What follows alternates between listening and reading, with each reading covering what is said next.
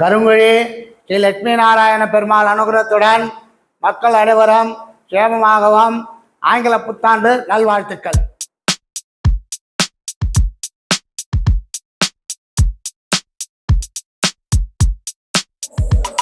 அனைவரும் புது வாழ்வு பெற்றிட உங்கள் அனைவருக்கும் புத்தாண்டு நல்வாழ்த்துக்கள்.